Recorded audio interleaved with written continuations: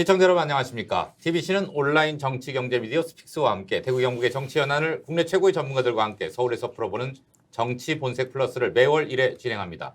오늘은 그 5번째 순서로 국민의힘 전당대회 대구 경북의 선택은이라는 주제로 토론을 시작하고자 합니다. 오늘 패널들 소개해드리겠습니다. 노동일 경희대 교수, 장성철 공론센터 소장, 김종욱 청와대 전 행정관입니다. 예, 지금 뭐 정기국회가 끝나고 사실 지금 임시국회가 진행 중이긴 합니다만 여야의 관심은 당내 상황으로 가고 있는 것 같습니다. 특히 집권 여당의 그 전당대회에 대해서는 관심이 높은데요. 먼저 이 문제를 좀 짚어보죠. 국민의힘 전당대회가 왜 주목받는가? 좀 원론적이긴 하지만 짚고 넘어가는 게 맞을 것 같은데요, 교수님. 지금 뭐 사회자께서 말씀하셨잖아요. 집권 여당이라고. 그러니까 집권 여당의 이제 항상 뭐 파트너가 정부 여당 아닙니까? 네. 근데 집권당이고 또 그만큼 중요할 수밖에 없으니까 뭐 집권당의 대표는 누가 되더라도 언제 되더라도 항상 주목받을 수밖에 없는 그런 상황이고요. 지금 여당이 또 극심한 소수 여당 아닙니까? 그렇죠? 극심한 소수 여당이니까 이걸 다음 총선을 통해서 다수당 내지는 적어도 비슷한 여야 관계 비슷한 그런 당을 만들어야 할 책무가 있고요. 그러기 위해서 이제 공천권을 행사하는 그런 당 대표가 되고요. 뭐 그 이전에도 사실은 이제 흔들리던 여당을 좀 이제 잘 관리할 수 있는 관리 역량까지 갖춰야 될 그런 분이기 때문에 뭐 주목받을 수밖에 없는 상황이죠. 기본적으로 공천권을 행사할 수가 있고요. 네. 또 하나는 집권당의 당대표가 된다라는 것은 중요한 차기 지도자로 발돋움할 수 있는 디딤돌이 될 수밖에 없다라는 좀 생각이 듭니다. 또한 이번 참 저는 전당대회 이렇게 가서는 안 된다고 생각이 드는데 왜 관심 받느냐? 윤심이 어딨어? 라는 것이 가장 지금 큰 관심을 끌고 있는 것 같아요. 만약에 어떠한 유력 주자가 누군가가 뜬다면 대통령의 뜻은 거기 있구나. 그것이 증명되는 것이 아니겠습니까? 그거에 대한 국민적인 관심도 좀 정치 호사가들의 관심도 높아지고 있는 상황이다. 그렇게 분석할 수 있습니다. 지금 대통령이 뼈저리게 느끼고 있겠죠.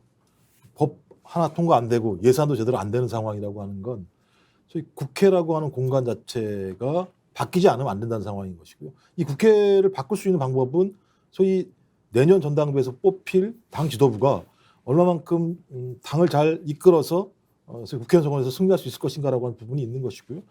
만약에 이번에도 안 되게 되면 2016년 이후에 12년 내내 제가 볼 때는 소수당으로 가는 상황밖에 안 돼요. 대통령은 또 5년 내내 소위 여수야대 국면에서 통치를 해야 되는 상황이기 때문에 매우 힘든 상황이 갈 수밖에 없는 측면이 있는 거죠. 또 당권을 장악했을 때만이 윤 대통령이 초보자시잖아요.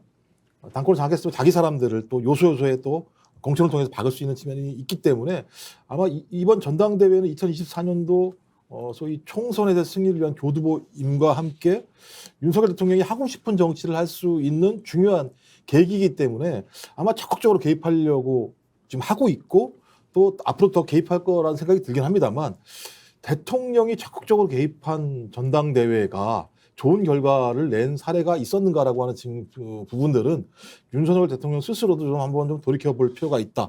평가볼 필요가 있다라고 생각을 합니다. 당대표의 다음 총선과 관련해서의 중요성 부분, 그러니까 당위성이 있는 것 같고 또 하나는 지금 장 소장님 말씀대로 역학관계, 윤핵관, 대통령실, 당 이 부분인 것 같은데 역시 뭐 대통령의 영향력은 크다고 봐야겠죠. 더 커졌어요. 저는 96년 이후에 계속 국민의힘 계열의 보수정당에서 일을 했었는데 이명박 정권, 박근혜 정권 하에서의 전당대회도 눈앞에서 지켜봤거든요. 그리고 마지막이지만 김영삼 정권 마지막에 전당대회도 제가 지켜봤어요.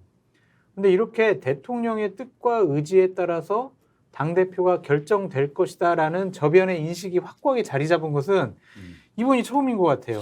그러니까 이해할 수가 없는 일들이 벌어지고 있다라고 볼 수밖에 없고요. 지금 결국에는 2020년의 총선이 저는 총선 공천이 잘못됐기 때문에 대통령에게 잘 보여서 나는 공천 받아가지고 다음번 배지 달아야지 그런 사람들이 국민의힘의 대다수를 차지하고 있어서 대통령이 어떤 생각을 갖고 계실까? 대통령의 눈치만 바라보는 그러한 의원들이 전당대회를 결국에는 대통령의 뜻대로 우리가 결정해야지라고 생각하는 것 같아요. 그러니까 윤핵관들이 모여가지고 국민공감이라는 친윤 개파 모임도 65명이나 넣어서 만들지 않았습니까? 그러니까 이러한 일들이 결코 김종 교수님 말씀하신 것처럼 국민의힘에게 보수 우파 정당에게 긍정적으로 영향력이 끼쳐질 것 같지 않아서 심히 걱정스럽습니다. 근데 저는 지금 장수양 생각은 너무 지나친 거라고 생각이 들어요. 지나친가요? 지나쳐야 다행일 것 같아요. 아니 야당 전당대회는 몰라도 이제 여당 전당대회에 대통령의 뜻이 중요하지 않은 때가 한 번이라도 있었나요? 그것이 뭐 얼마나 실제적 영향을 끼치느냐 마느냐 그거는 이제 좀 변론으로 하고 늘 대통령의 뜻이 중요했죠.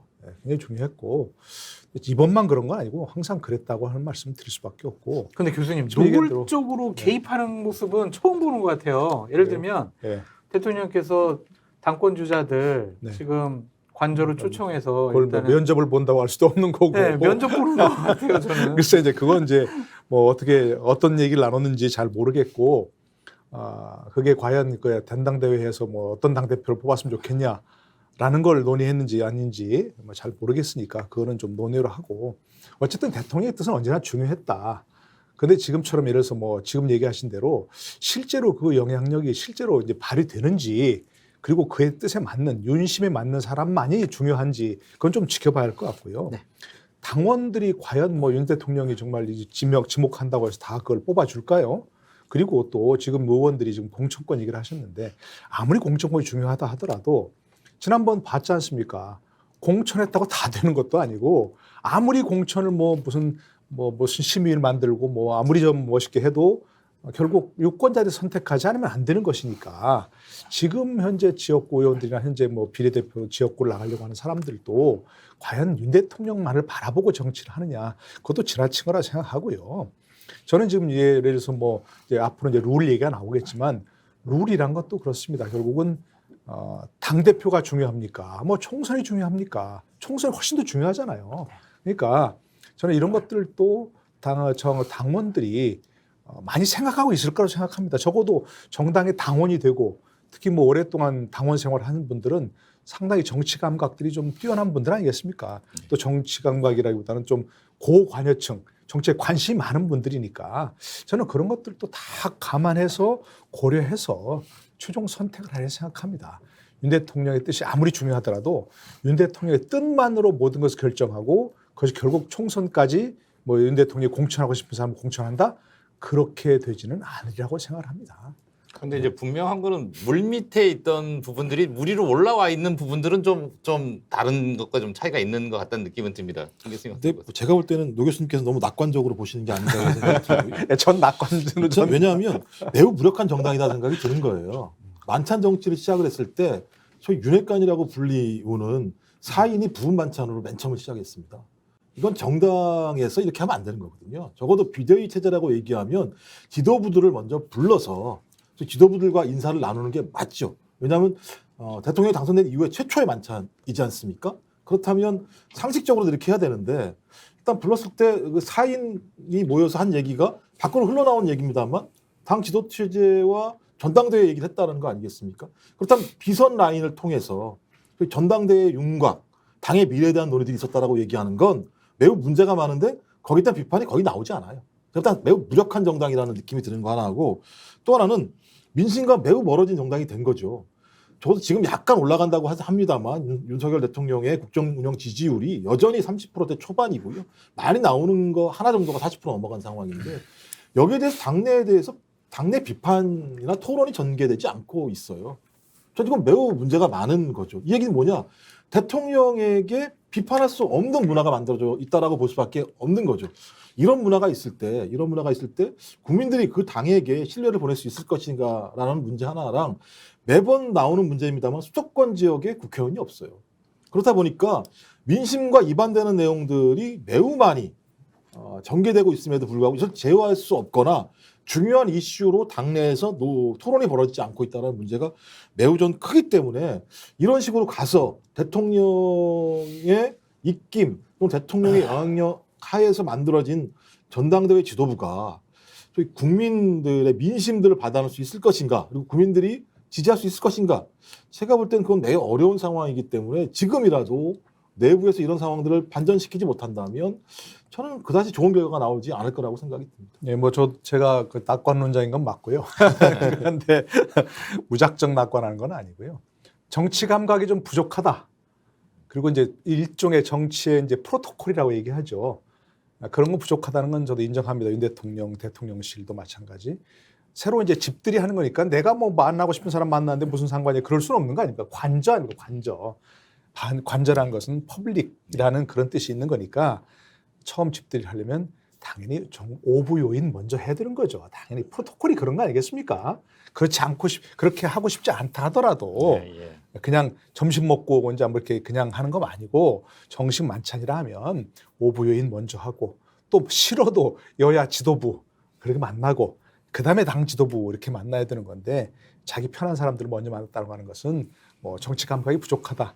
정무적 감각이 좀 글쎄 국민들이 보기에는 조금 부족했다. 이건 분명히 인정합니다. 인정하는데 이건 뭐 좀 그런 것과 다른 외라 할 수 있는 거니까 예를 들어서 지금 얘기하신 대로 많은 사람들이 뭐 대통령에게 직언하지 못한다. 언제는 누가 뭐 대통령에게 직언한 때가 있었습니까? 우리 흔히 쓴소리 얘기하지만 쓴소리 한 사람들은 또 할 사람도 별로 없지만 여당 지도부에서 지금까지 역사가 보면 그런 사람은 바로 다음부터는 오지 마 그랬다는 거 아닙니까? 저 사람 초청하지 마 이렇게 하는 거니까 그 점은 지금 특별한 게 아니다 저는 그렇게 말씀드리는 거예요. 네. 지금 현재 그 여당과 대통령의 관계가 그리고 저는 대통령이 과연 국민의힘을 좀 그 정도로 대통령 눈치밖에 의원들이 대통령 눈치를 볼 수밖에 없도록 윤 대통령의 장악력이 그렇게 뛰어날까? 저는 그렇지 않다고 생각하거든요.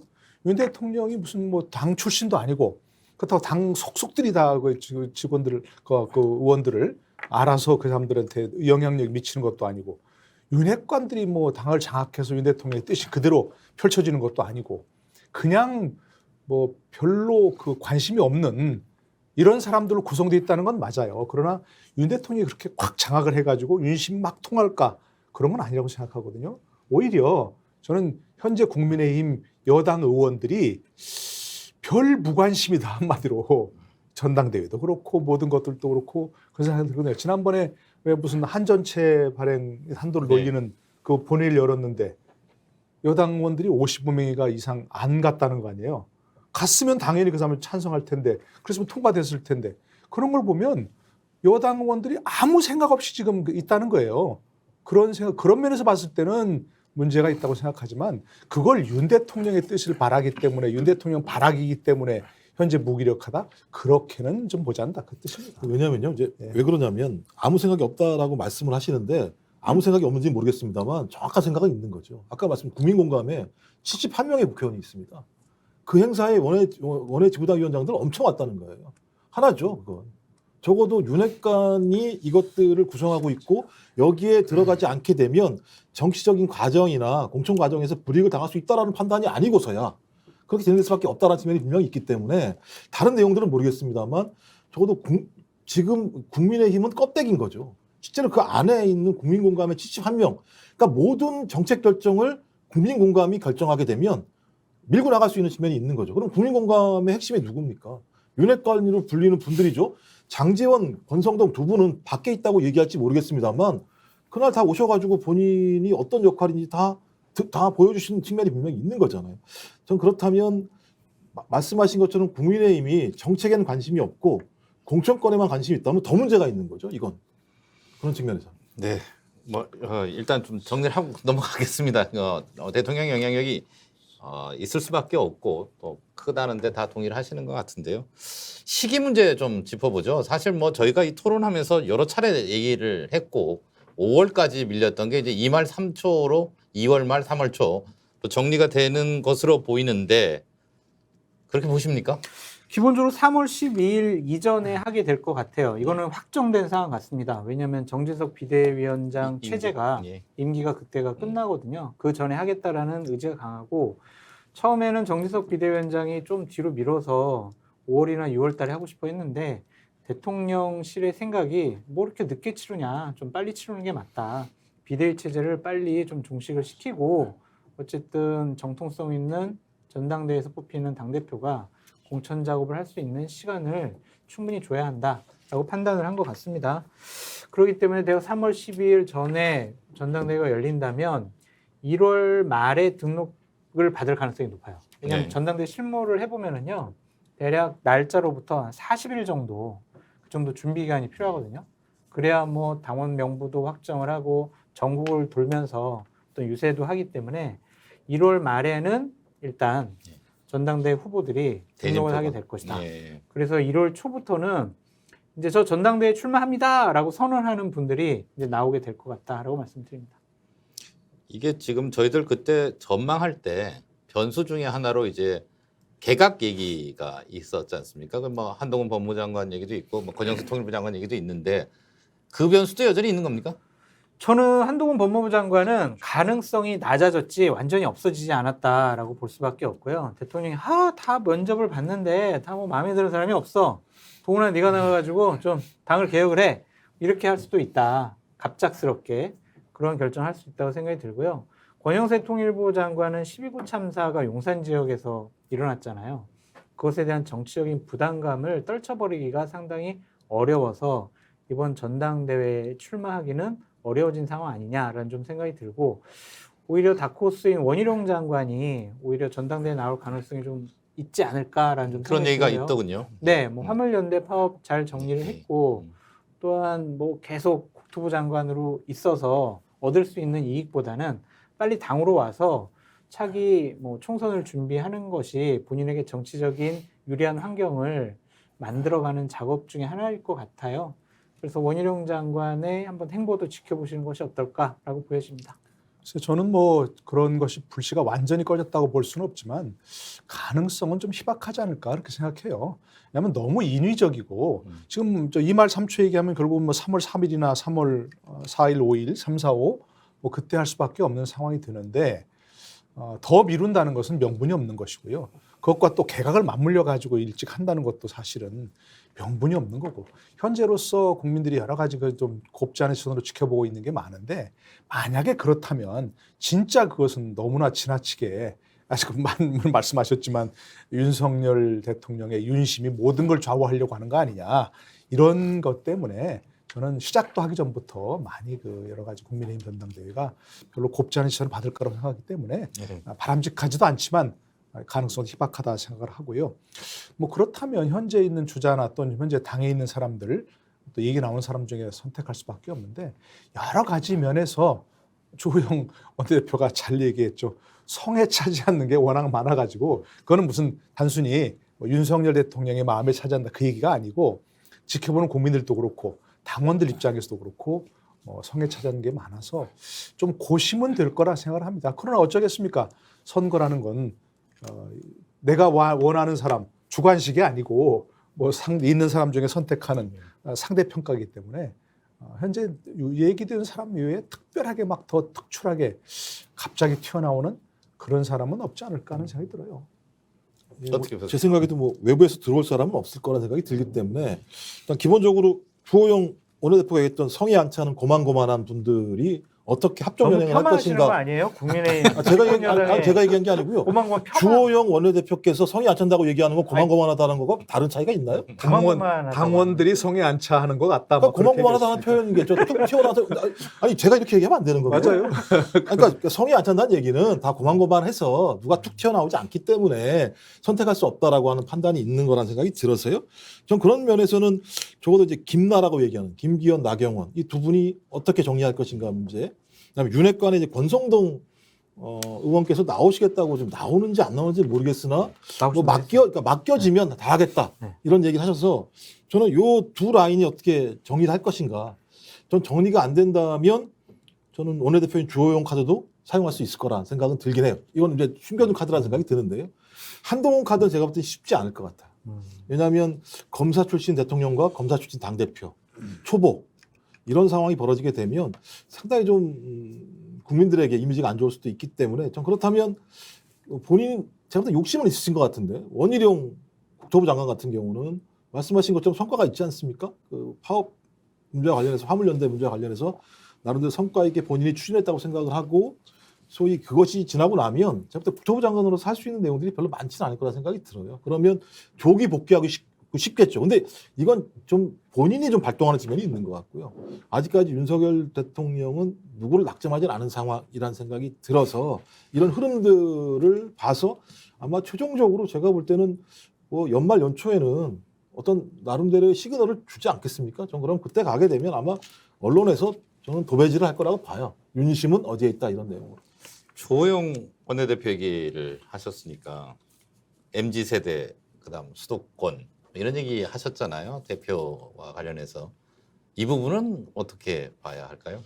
글쎄 진짜 지금 얘기하신 거 들어보면 또 조호영 원내대표가 다른 사람 성에 안 차 하는 얘기가 혹시 나야 나 이렇게 하시는 건 아닌가 아니신 것 같은데. 그렇게 생각이 들기도 하고 예. 아니 지금 얘기한 게 지금 우리가 TK 지역 뭐 대구 경북 선택 이렇게 얘기하고 있지 않습니까? 네. TK 지역이 보세 본산이라고 하는데 네. 지금 물론 유승민 의원 얘기가 좀 다르지만 네. 이 유승민 의원 케이스가 다르고 네. 정말 이분들이 당원들이 선택할 사람 중에 TK 지역 유력 주자가 없잖아요 지금 사실은. 김기현 의원이 있지만 영남이라고 하지만 뭐 이제 PK인 것이고 TK 지역이 없는데 그래서 아니 뭐 꼭 지금 현재 주자들을 폄하하려는 게 아니고 말하는 게 아니고 정말 이건 윤심 예를 들어서 뭐 지금 윤심도 중요하잖아요 사실은 뭐 네. 그 결정하면 안 된다고 했지만 네. 그것도 중요한 부분이 있고 또 거기다가 예를 들어서 뭐 수도권에 또 MZ 세대에 또 거기다가 뭐 중도층의 호소 이런다면 그래도 조호영 의원이 원내대표 그 소임을 대가 없이 한다면 뭐 그것도 다른 그런 어떤 사람들보다는 조금 한 뼘이라도 더 큰 그런 선택지가 아닐까 해서 본인도 생각할 수 있을 것 같아요. 본인을 두고 본인이 글쎄 얘기하는 그런 생각도 들기도 하고. 예. 어떻게 보세요? 조영 원내대표 가능성이 있겠죠. 본인의 의지에 따라서 본인도 작년에 전당대회 때 나갔다가 예. 떨어졌잖아요. 예. 그러니까 당대표 되고 싶어하는 마음이 있을 거예요. 그래서 다른 사람들이 대통령이 직접 낙점하는 수준으로 저 사람이 괜찮을 것 같아 라는 명확한 의사표시가 없으면 본인도 욕심이 낼 만하다. 왜냐면은요 원내대표는요 12월 달에 정기국회 끝나가지고 법안 처리, 예산안 처리하면은 1, 2, 3, 4월 달에 할 일이 없어요. 그렇기 때문에 네. 저는 본인도 선수를 뛸 가능성이 있다라고 보여지고 후보자보다 더 주목을 받는 사람이 있죠. 장제원 의원.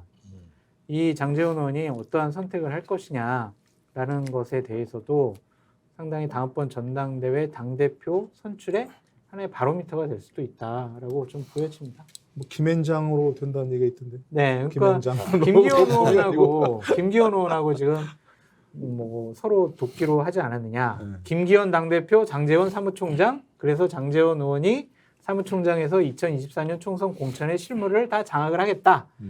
이런 식의 시나리오도 돌아다니는데 글쎄요, 잘 모르겠습니다. 이제 어떻게 결론이 날지. 그러니까 제 생각에 보니까 이제 공통점이 있는 것 같아요. 이준석 트라우마. 예. 이준석 같은 당대표가 뽑히면 안 돼.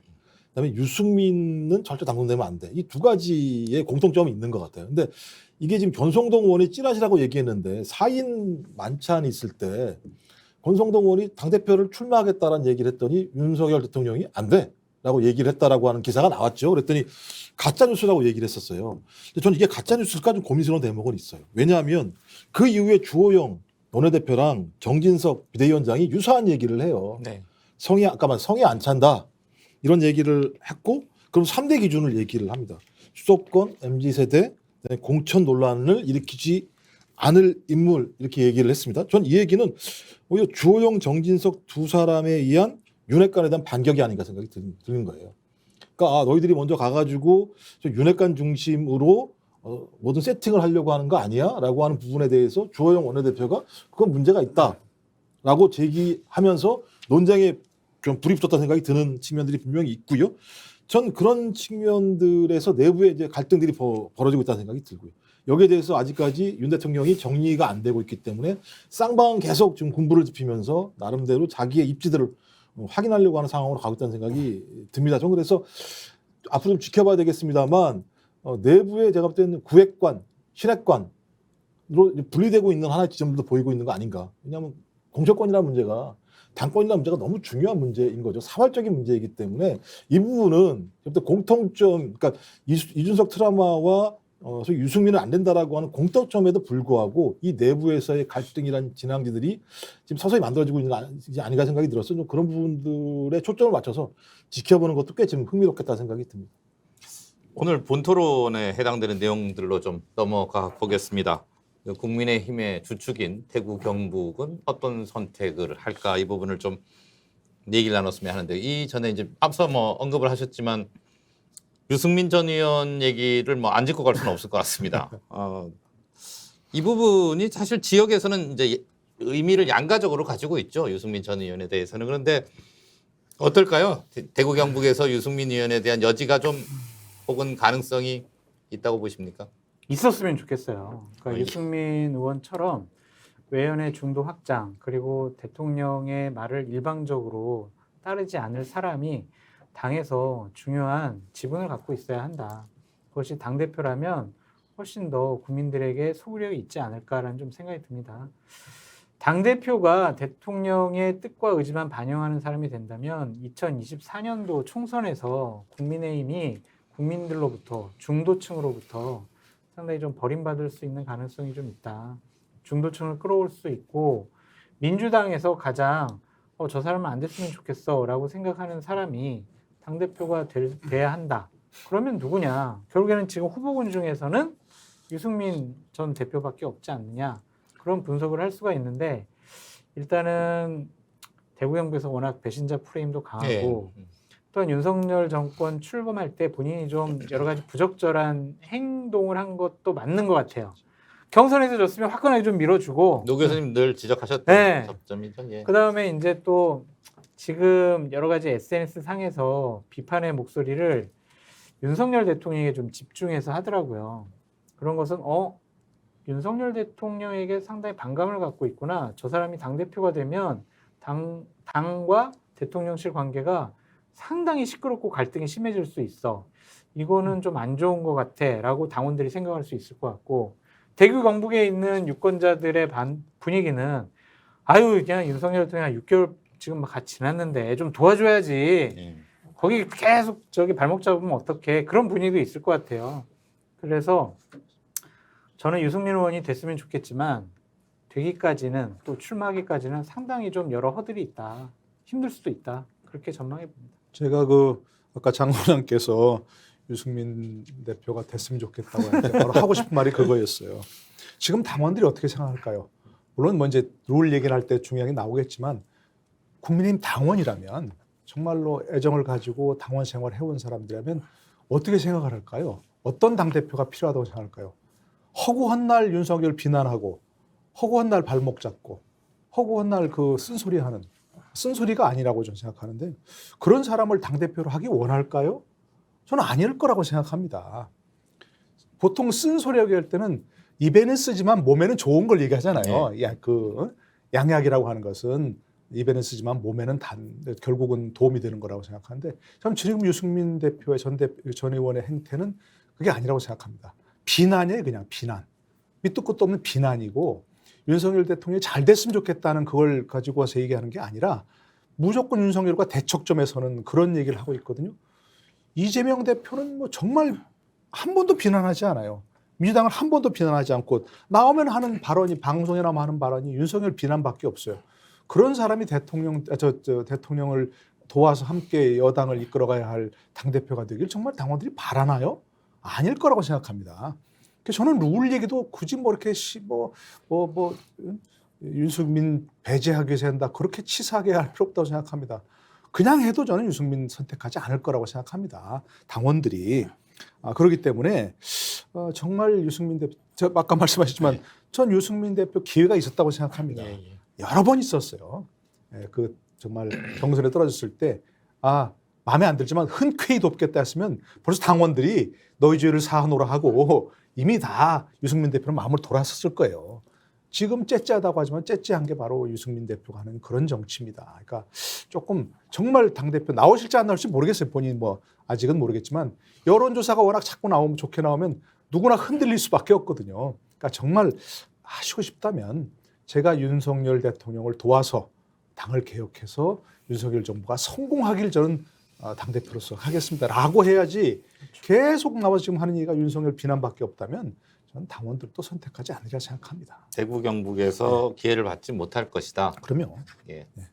저는 뭐 유승민 전 의원이 실은 어쩔 수가 없나 봐요. 제가 볼 때는 이건 무슨 뭐 예를 들어 정치적인 판단의 문제가 아니라 근본적으로 제가 볼 때 윤석열 대통령이라고 하는 어떤 존재에 대해서 인정하지 않는 흐름들이 분명히 있는 것 같아요. 말씀하신 최근의 흐름들을 보게 되면 뭐 지금 현 대통령을 도와서 나도 자기의 정치적인 어떤 역량들을 키워나가게 되면 미래 뭔가를 도모할 수 있을 거라는 판단이 들지만 그렇게 하지 않는다라고 얘기하는 건 저는 본인 스스로가 인정을 하지 못하는 측면이 있다는 생각이 들고요. 그럼에도 불구하고 TK는 보수 대통령에 대한 나름대로의 충성심, 지지도가 굉장히 높은 지역이기 때문에 아마 상수는 윤심일 거라는 판단이 될 수밖에 없습니다. 지금 나타나는 건 나경원 전 의원과 유승민 전 의원이 국민의힘에서는 좀 나경원 의원이 좀 높게 나오고 중도 보수층 같은 경우는 유승민 의원이 좀 높게 나오는 양상들이 보이고 있습니다만 이런 흐름도 윤심이 어떤 방향으로 쏠리게 되면 전 TK도 상당히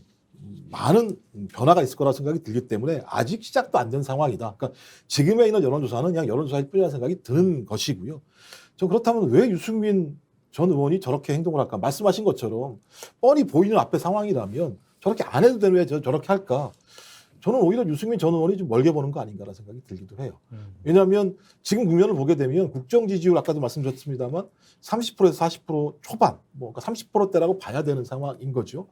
저는 적어도 반윤 내부에서 나름대로 올곧은 얘기를 민심을 반영하는 얘기를 하면서 반윤의 세력화 조직화를 해나가는 것 자체가 전당대회를 나오건 안 나오건 아니 전당대회 나와서 떨어지건 안 나오건 상관없이 저는 다음 2027년도로 가는 과정에서 그런 진영들을 확보하는 게 유승민 전 의원에게는 그것이 더 옳은 판단, 또 본인 입장에서는 바른 판단이라고 생각할 수도 있어요.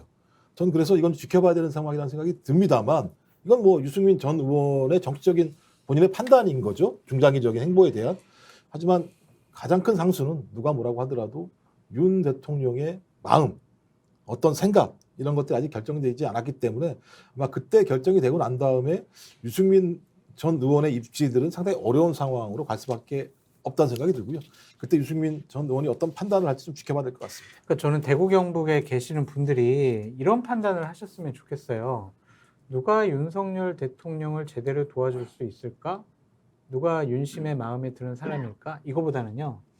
2024년 총선에서 승리할 수 있는 당의 얼굴은 누굴까? 그래야 우리 윤석열 대통령을 제대로 도울 수가 있겠지. 우리가 2024년 총선을 지면은 윤석열 정권은 식물 정권이 될 수밖에 없어. 그러니까 우리가 좀 마음에 들지 않더라도 총선 승리를 이끌 수 있는 가능성이 조금이라도 높은 사람은 누굴까? 그러한 정무적인 전략적인 판단을 대구 경북에 계시는 분들이 하셨으면 좋겠다라고 말씀드립니다. 하시지 않을까요? 예. 이것도 예. 반론을 해야 되나 말아야 되나 좀 그런데요. 예. 저는 그것도 허상이라고 생각하고요. 유승민 대표가 뭐 인기가 높다고 하는 게 민주당 뭐 후보 지지자들이 뭐 두려워한다고 그것도 굉장히 허상이고요. 왜냐하면 지금 유승민을 좋아하는 민주당 지지자들이 선거에 나왔을 때 절대로 유승민을 지지하지 않습니다. 그거는 너무나 뻔한 얘기고 이거는 유승민 대표가 됐다고 해서 그럼 중도층이 그럼 예를 들어서 그 국민의힘 후보들을 지지하나요? 그렇지 않습니다. 그때 가서 중요한 것은 뭐냐? 후보들의 경쟁, 각 후보들 얼마나 좋은 후보들을 공천하냐 하는 것이고 그때에서 대표가 누구냐보다 더 중요한 것은 대통령의 인기도입니다. 그 당시에 예, 총선 그 시기에, 앞두고 예. 그럼요. 그러니까 유승민 대표가 되어야 뭐 더 도와줄 수 있다. 그거는 예. 허상이라고 교수님 생각합니다. 제가 유승민이라는 이름을 적시하지 않았습니다. 아니까 그 얘기를 그러나 적시하지 않았지만 뭐 제 이심전심이죠. 생각에는 윤 대통령이 지금처럼 가시게 되면 지지율이 오르지 않을 것 같기 때문에 아마 그런 우려에서 말씀하지 않나 이런 생각이 듭니다. 예, 이제 유승민 전 의원 얘기는 이 정도 하고요. 지금 말씀하셨던 나경원 전 원내대표, 지난번 전당대회에서 TK에선 가장 많은 표를 얻었었는데 어떻게 보세요? 그 무게감이 좀 일단 지난번 저희들 인터뷰에서도 아직 뭐 나온다 안 나온다 명확하게 입장을 밝히지 않으셨는데요. 제가 저번 주에 잠깐 만났는데 예. 나오려는 의지가 상당히 강하더라고요. 아. 아직도 꿈을 접지 않았다. 예. 결국에는 윤석열 대통령이 나를 선택하지 않을까? 이렇게 좀 판단하시는 것 같아요. 그러니까 여러 가지 대입을 해보면 당신과 민심에서 내가 어쨌든 여론조사를 해보면 제일 높게 나오니까 결국에는 나에게 손을 내밀 수밖에 없을 거야. 그런 생각을 갖고 있어서 나경원 의원 같은 경우에는 만약에 대통령께서 관저로 불러가지고 좀 면접도 보시고 또 여러 가지로 좀 격려의 말씀을 해 주시면 나경원 의원은 적극적으로 본인이 나오겠다라는 의지를 강하게 표현할 것 같습니다. 아 그렇게 하면 안 된다고 얘기하더니 그 대통령이 불러서 그렇게 얘기해 저는 주면 현실성을 된다고. 얘기하는 거죠. 그럴 수밖에 없지 않을까. 그러면 안 되긴 하는데. 장 소장님 뭐 이게 훌륭한 분들하고 바로바로 만나시니까 아주 부럽습니다. 노 교수님 어떻게 보세요? 저는 현재로서는 조금 어렵다고 봅니다. 국민의힘 얼굴로서 여러 가지가 있는데 저출산위원회 부위원장 저출산 과제야말로 지금 우리나라가 당면한 대한민국이 당면한 가장 중요한 문제 아닙니까? 이걸 그래도 그 대통령이 위원장이니까 실질적인 일은 부위원장이 다 하는 거 아니에요. 그걸 맡아서 아무런 성과도 지금 뭘 시간이 당으로도 그렇고 아무런 성과도 못 냈는데 그걸 그만두고 하겠습니까? 아니면 뭐 본인은 아마도 그게 무슨 저 상근직이 아니니까 같이 해도 괜찮다고 하는데 그건 모양새가 너무 빠지죠. 그 저출산위원회 부위원장 하면서 국민의힘 당대표를 한다? 여당 대표를 한다? 그건 안 되는 것이니까 대통령의 뜻이 사실은 저출산위원회 부위원장을 맡겼을 때는 아마도 당대표보다는 이쪽이 낫겠다 이렇게 생각을 한 것 같은데 본인이 그때 만약 당대표 생각이 있었으면 맡지 말았어야죠. 맡아놓고 그건 비상근이니까 하고 싶어 이렇게 하면 안 되는 것이고 더구나 또 기후환경대사라는 것도 그것까지도 한 맡으셨잖아요. 그러니까 그러면서 모양이 빠지고 글쎄 이제 좀 실제는 안 그런데 나 의원 전 의원이 괜히 또 감성으로 좀 이미지가 앞에 있어요. 지난번 원내대표 하다가 그 빠로 사건 때문에 본인은 그게 대가 들은 게 아니라고 얘기하지만 한번 굳어진 이미지가 바꾸기 쉽지 않거든요. 그러니까 그 괜히 그 좀 감성으로 낙인이 좀 이미지가 그 고착된 바람에 그런 것도 상당히 수도권 이른바 중도층 아니겠습니까? 중도층의 소구력이 있어야 되는데 그런 면에서는 조금 이제 당 대표로서는 어렵지 않을까 하는 생각이 들어요. 개인적으로는. 네. 뭐 저도 윤 대통령이 2개나 줬잖아요. 예. 2개나 줬을 때는 그 정도면 나오지 뜻이 있다고 마세요. 이런 얘기라고 전 봐요. 그리고 본인이 받았다고 얘기하는 건 나오지 않겠다는 뜻이구나라고 저는 윤 대통령은 이해했을 거라고 봐요. 하지만 나경원 전 의원은 그렇게 생각하지 않으셨을 거예요. 어떻게든 나오시려고 할 거라고 저는 봅니다. 어떻게 해서든지 상황을 만들어서 나오시려고 지금 뭐 제가 알기로는 여러 군데 돌아다니시면서 지금 나름대로 선거운동 아닌 선거운동을 하신다라는 얘기를 들었기 때문에 그런데요. 문제는 윤 대통령의 고집을 못 꺾을 것 같아요. 그 정도 줬으면 나오지 말라고 얘기했는데 계속 나오려고 하시면 안 됩니다. 또 대학교 후배이기도 하지 않겠습니까? 저는 그래서 나경원 전 의원이 무지하게 노력을 하겠습니다만 윤 대통령의 고집 생각을 꺾지 못할 거다라는 생각이 들어서 안 하시는 게 좋을 것 같은데 또 스타일상 안 하시는 스타일이 아니어서 계속 하실 것 같긴 합니다. 뭐 그래도 열심히 하셔야죠 뭐. 저는 그 김종욱 교수님한테 여쭤보고 싶은 게 안철수도 아니고 나경원도 아니고 권성동도 아니고 이러면 누구예요? 유승민도 아니고 그러면 성이 안 차는 사람 중에 한 명이겠죠. 지금 안 그래도 그 얘기를 좀 넘어가 보죠. 말씀하신 대로 이제 저희들이 몇몇 분은 지금 언급을 했는데 네. 공천 룰 뭐 노 교수님 계속 얘기하셨고 지금 그거 갖고 7대3, 8대2, 뭐 9대1, 10대0 다 나오는데 지난 전당대회에서 이준석 그 전 대표가 이제 이른바 바람을 일으켰지 않습니까? 이번에는 그러니까 다 없다고 하시니까 그러면 그럴 가능성도 있을까요?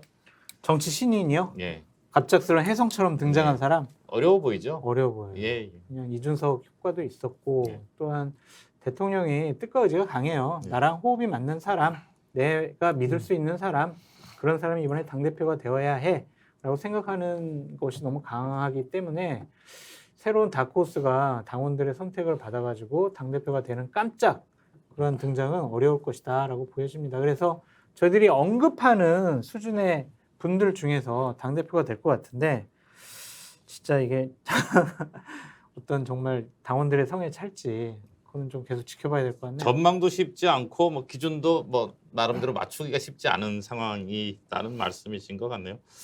요거는 하나 더 여쭤보고 넘어갈게요. 이준석 전 대표가 이번 전당대회에서 어떤 영향력이 있을까요? 만약에 이준석 대표 거를 보고 당원에 가입한 책임 당원들이 한 20만 명 된다. 그 사람들이 이준석 대표가 자 돌격 앞으로 하면은 그 이준석 대표의 뜻대로 누군가를 선택을 할 것이다라고 하면 상당히 영향력이 크다라고 볼 수밖에 없지만 그때보다 당원들이 한 30만 명, 25만 명이 더 늘어가지고 100만 명 정도의 책임 당원이 됐거든요. 네. 그리고 새롭게 들어온 분들 같은 경우에는 투표에 적극적으로 참여할 가능성이 높아요. 그리고 이준석 대표를 지지하는 책임 당원들도 내가 지지하는 이준석이 안 나가는데 아유 누구를 내가 뭐 적극적으로 내가 뭐 투표 내가 할 마음이 안 나 이런 생각을 가질 수가 있어서 이준석 대표의 영향력은 생각보다는 크지 않을 것 같다라고 보여집니다. 이준석 대표는 특히 지금 좀 예전에 비해서 은인자중하고 있잖아요. 네, 네. 여러 가지 고려해서 막 그럴 겁니다. 근데 내년 뭐 3월에 만약 한다면 그때 뭐 은인자중 본인 스스로 은인자중을 풀고 막 뛰어나오겠다, 열심히 하겠다 그러지는 않을 것 같아요. 그래서 뭐 영향력이 이렇게 특히 이준석 대표 같은 경우는 온라인상에서 굉장히 뭐 우리가 SNS 이런 거 보고 하니까 막 영향이 큰 것 같지만 실제로는 그렇게 뭐 영향력을 끼치거나 그럴 수는 있지는 아니라고 생각합니다.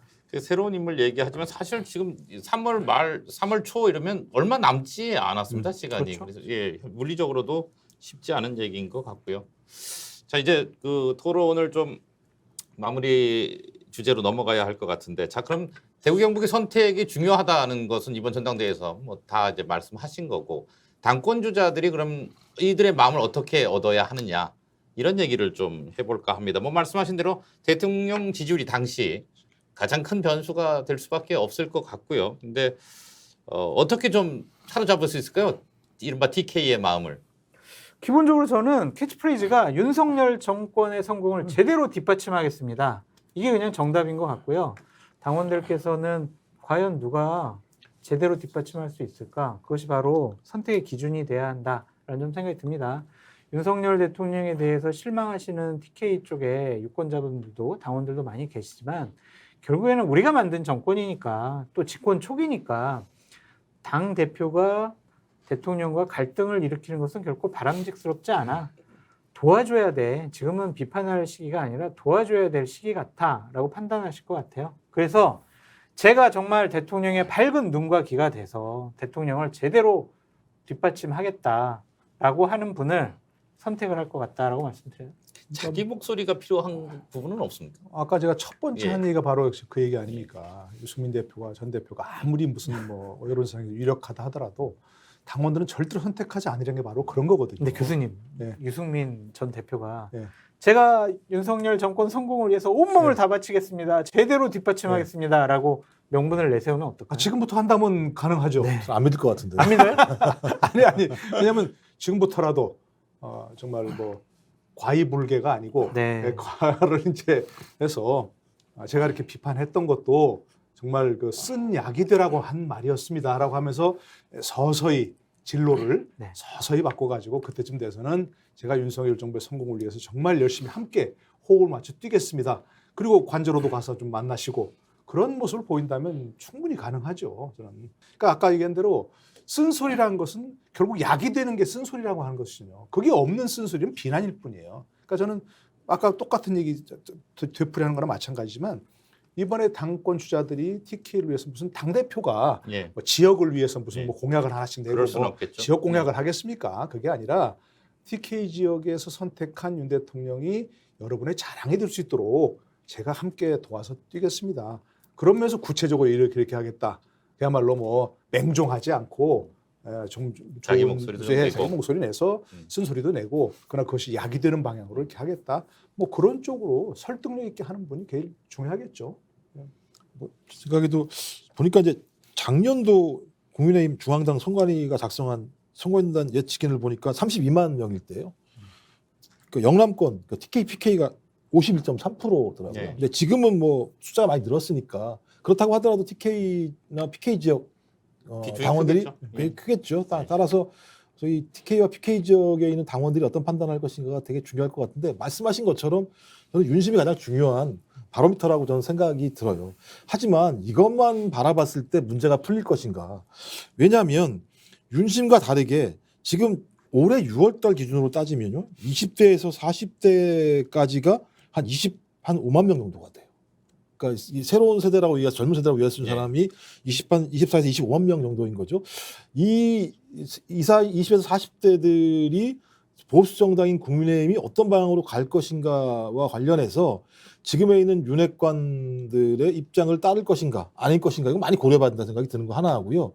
또 하나는 수도권 문제예요. 예. 그러니까 윤 대통령의 지지율을 그나마 버티고 있는 게 TK 지역, PK 지역이라고 할 수 있습니다만 서울하고 경기 지역 같은 경우, 인천 지역 같은 경우는 매우 위태로운 상황입니다.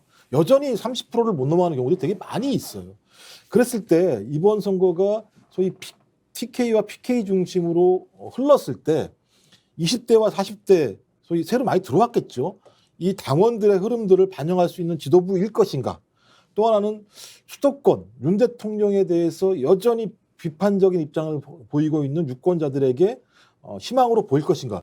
이 두 가지 문제를 담아내지 못하는 TK, PK 중심의 지도부 구성이라고 얘기한다면 이것이 좋은 의미일까라고 하는 부분에 대해서는 저는 국민의힘 내부에서도 좀 치열한 논쟁이 필요하다고 봐요. 만약 이렇게 구획되고 구조화되는 순간 미래가 되게 어려질 수 있는 측면이 분명히 있거든요.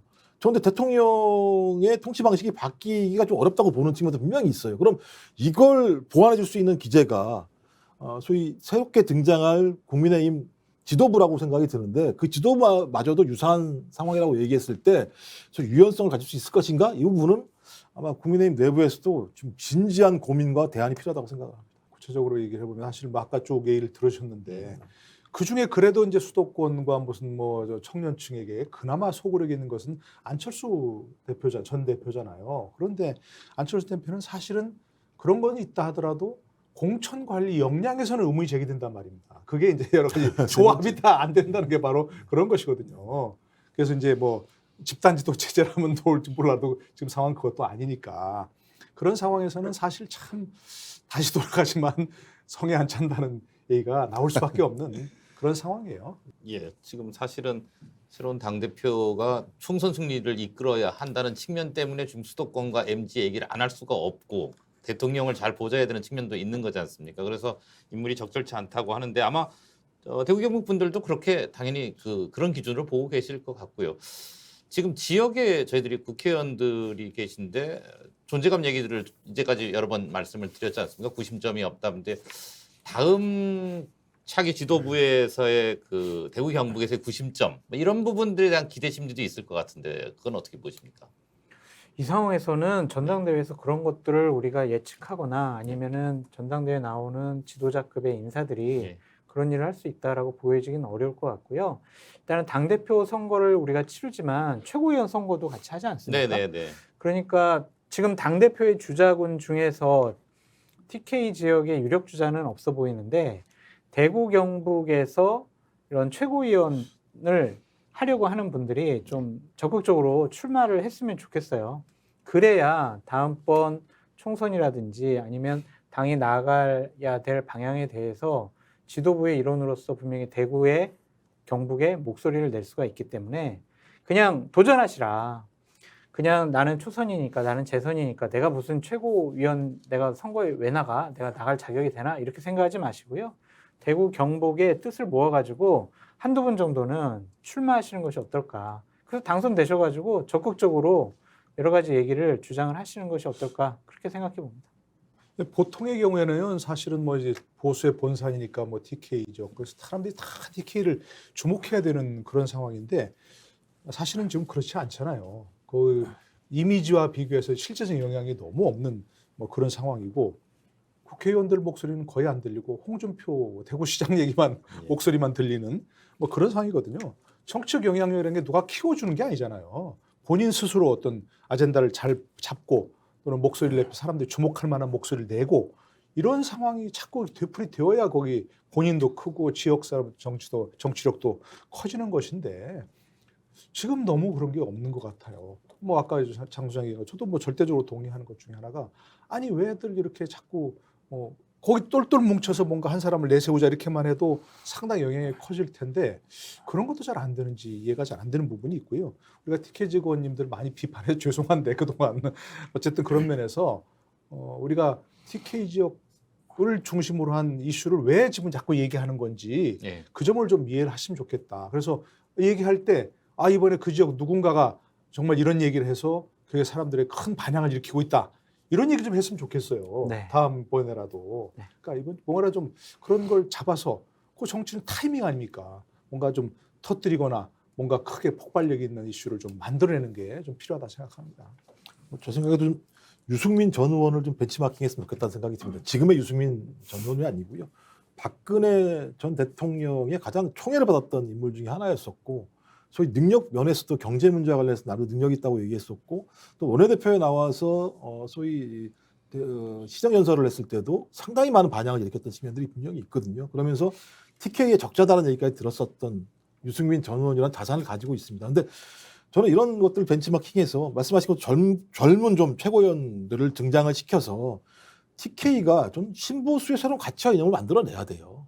그러니까 과거의 박정희 향수, 박근혜 전 대통령을 만들어냈다라는 그런 수준의, 그러니까 과거의 어떤 자양분을 계속 갉아먹으면서 성장하는 게 아니라 누군가는 나와서 신보수의 가치, 철학들을 제시해내면서 TK에 있는 주민들이 나도 자긍심을 가지게, 그러니까 보수라고 하더라도 자긍심을 가질 수 있게 하는 그런 것들을 만들어낼 수 있는 사람이 좀 필요하다는 생각이 들기 때문에 이번에 말씀하신 것처럼 당대표 선거에는 그럴 만한 분이 잘 안 보이는 상황이라고 얘기한다면 내부에서 좀 모여서 좀 젊고 미래 비전이 있고 나름대로 민생에 대한 가치들을 제시할 수 있고, 그래서 그 사람이 저런 사람들이 앞으로 소위 TK를 넘어서 보수의 새로운 가치를 만들어낼 수 있겠구나라고 하는 좀 작은 풀뿌리들을 좀 만들어낼 수 있는 첫 단추로 좀 꼈으면 좋겠는데 매번 이런 희망을 얘기합니다만 성공한 사례가 별로 없었어요. 네. 제발 부탁인데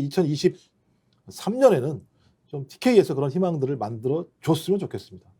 노 교수님 뭐 2024년이니까 조금 시간이 남았죠. 네. 아직 충분히 준비할 시간이 남았고요.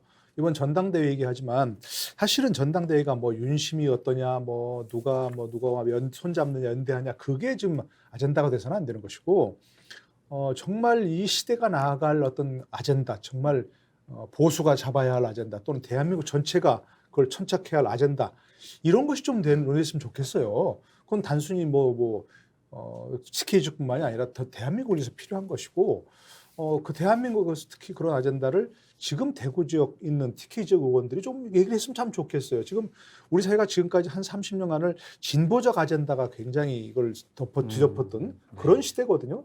근데 지금 이번에 조금 변화하는 게 보인다 하는 것이 뭐냐면, 이번에 많은 파업도 MZ세대가 반대해서 안 됐다는 거 아니에요. 네. 그게 새로운 물결이라고 생각하거든요. 이때 보수적 정치인이라면 그걸 잡아서 그걸 가지고 어떤 아젠다 세팅을 하고 목소리를 높일 수 있는 그런 것이 좀 필요하고, 그게 TK지가 나온다면 저는 더 바람직하다고 생각합니다.